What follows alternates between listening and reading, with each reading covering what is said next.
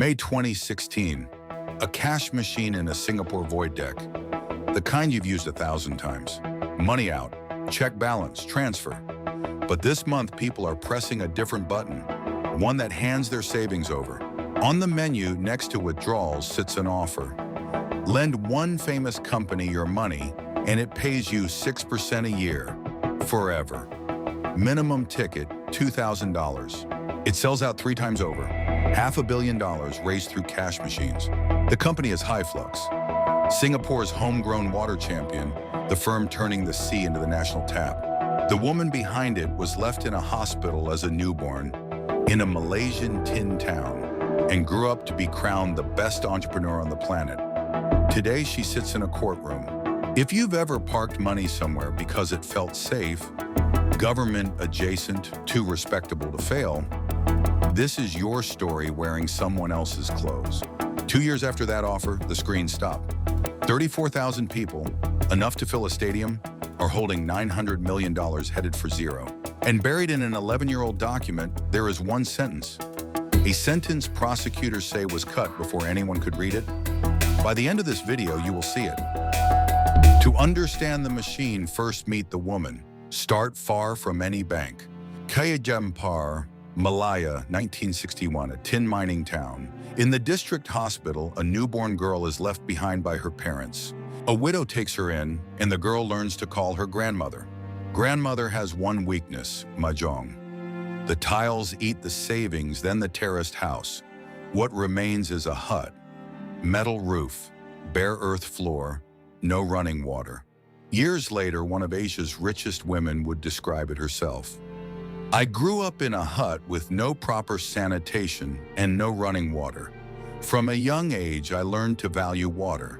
The girl hustles, she weaves baskets, she plays clarinet in funeral processions, she sells sandwiches to classmates. At 16, on a teacher's advice, she crosses to Singapore alone, bunking above a salted fish market with migrant workers from home. Decades on, she can still smell it on her school uniform. She grinds her way into the National University in a chemistry degree, then lands a safe job. Chemist at Glaxo. For an abandoned kid from a tin town, that is the summit. She quits after 3 years. It's 1989. She sells her condo. She sells her car. $20,000, the roof over her head and the wheels under her, goes into a tiny water treatment shop called Hydrochem. 2 employees. Her explanation years later was simple. I was determined to get out of the poverty cycle, to become rich and never to be in want again. Hold that sentence. It is the engine of everything that follows. Water turns out to be the right obsession in the right country. An island that has treated water as survival since independence. In 2001, Hyflux becomes the first water treatment company listed on the Singapore Exchange. The state's water agency hands it landmark projects. Parliament seats her as a nominated member. And in 2010, the government puts its biggest water prize yet on the table. A contract you could only win by promising to lose money on every single drop. The prize is called Tuas Spring, the largest desalination plant in Asia, built and run for the National Water Board on a 25-year contract. Hyflux bids 45 cents per cubic meter for the first year of water. The nearest rival lands more than a quarter higher. At 45 cents, Hyflux loses money on every cubic meter of water it ever sells. That is not a flaw in the plan. That is the plan. Because bolted onto the water plant is a 411 megawatt power station. Far more power than the plant itself needs. The surplus gets sold to the grid, and that surplus is the actual business. A water company had quietly become an electricity trader. Now, to be fair, this was never vapor. The membranes were real, the haul went up, and that desalination line runs to this day. Just not for Hyflux. The professionals studied the electricity bet first. In 2011, a consortium of banks examined the project, saw profits hanging on an open power market, raised serious concerns, and walked away from funding it. So the money came from somewhere else. 5 weeks after Hyflux was named preferred bidder, an offer opened to the public. $400 million of preference shares paying 6%. The people who could price the risk were out. The people who couldn't were in. That June, in Monte Carlo, Ernst and Young crowned her World Entrepreneur of the Year. The first woman ever to win it. Same year, same bet. Stay with me here, because the next few years are where every retelling gets this story wrong. The collapse did not sneak up on anyone. It announced itself annually. One more number from that season, easy to miss. Hyflux's operations were already burning more cash than they brought in, and had been every year since 2000. Remember that. It does not stop. The bankers had asked their question and left. The public never heard the question, and because prosecutors now say the answer was being edited out of the paperwork. September 2013, twas. The Prime Minister himself opens the plant. I congratulate Ms. Olivia Lum and her team. Well done. A strategic weakness, he says, has become a national strength. The foundling from KHM Par stands beside the Prime Minister, holding the country's tap. Top of the mountain.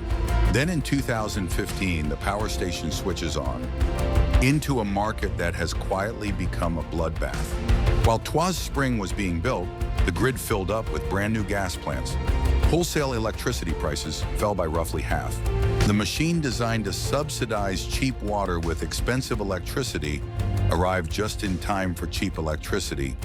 You could not script it. Profit tells it in one line.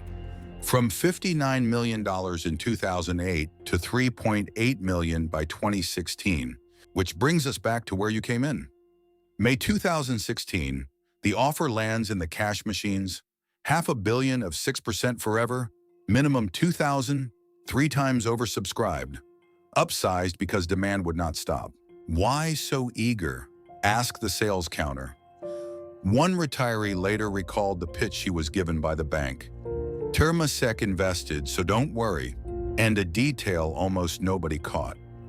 Part of that fresh retail $500 million went to redeem an earlier private batch of perpetuals held by institutions. One governance professor said it plainly. Ordinary retail investors essentially bailed out the institutional investors. Smart money out, your money in. On the 21st of May 2018, the screen simply stopped. Trading halt. The next morning, Hyflux is in court asking for protection from its own debts. The pile underneath, nearly $3 billion of liabilities. 19 banks owed close to $1 billion. And behind every one of them, the $34,900 million of perpetuals and preference shares, dead last in the queue. Outside the Kahlang Baru headquarters, the queue turns physical. Elderly investors, week after week, some clutching paper certificates. Inside the town halls, voices crack over the microphone, demanding not just repayment, but someone to blame. One couple in their 50s explained their $200,000 in 3 words: strategic national asset. Then the Investors Association starts counting. Its letter to the board runs past 40 questions, and one of them detonates. Was anyone told that operations had generated negative cash flow every single year since 2009? Not one cash-positive year in the entire decade the public spent buying its yield. And if you think that is bad, wait until you see the direction the money flowed as the tank drained. And while that cash drained away, dividends flowed the other way. More than $60 million of them to the founder's own 34% stake, plus a salary near $1 million in the first loss year itself. To be clear about one thing, she never sold. Her stake rode from roughly $700 million of paper wealth down to zero. It fell with everyone else's. Whatever this was, it was not a founder cashing out at the top. Then a billionaire's name lands on the table, and for one autumn, salvation looks like a signing ceremony. 3 lifelines get thrown. Watch closely, they get worse. Lifeline 1, October 2018. Indonesia's Sahlim Group and a partner sign a $530 million package on stage. Handshakes, cameras, relief. 6 months later, dead. By March 2019, the believers are angry enough to do something Singaporeans almost never do: protest. Hundreds gather at the one park where protest is legal. That's where the retiree says it out loud. We invested because Temasek had invested.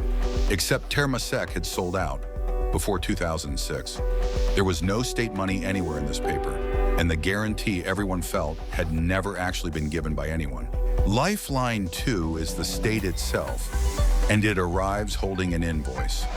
The water board takes the crown jewel plant back for exactly $0, recording that Tuas Spring had failed to keep the plant reliably operational. 6 years earlier. Well done. Now $0.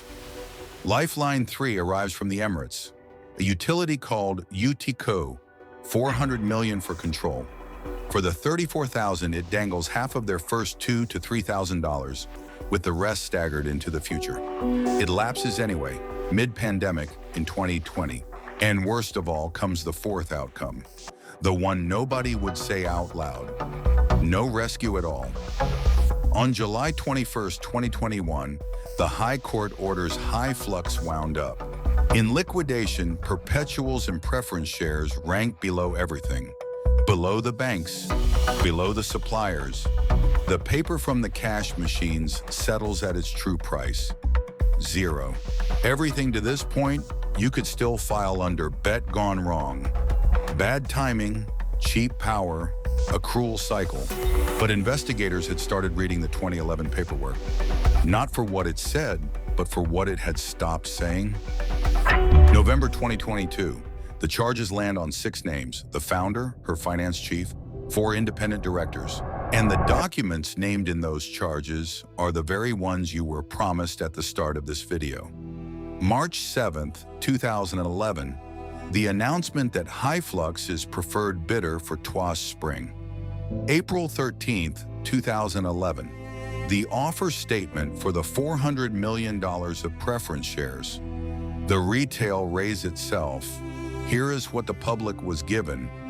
One sentence: Hyflux will also build a 411 megawatt power plant to supply electricity to the desalination plant.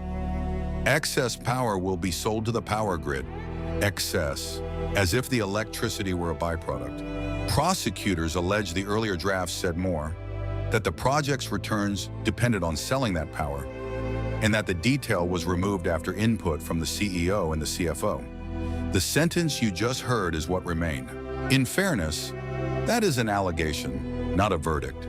Her lawyer is Davinder Singh, the most feared cross-examiner in the country, and the defense contests every word. The power crash was real weather, and no regulator blocked any of these offers at the time. One director fought extradition from Malaysia and lost. The trial opened in August 2025, listed for 57 days. And as this video goes out, it is still running. There is no verdict.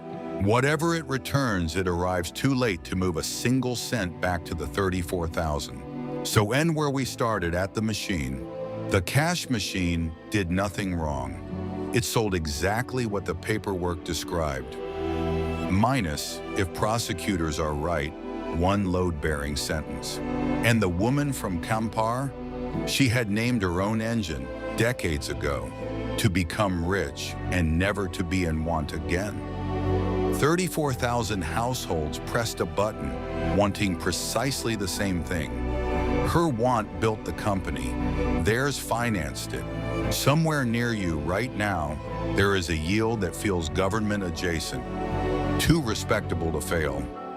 Before you press the button, go find the sentence they didn't print. It is the only one that matters.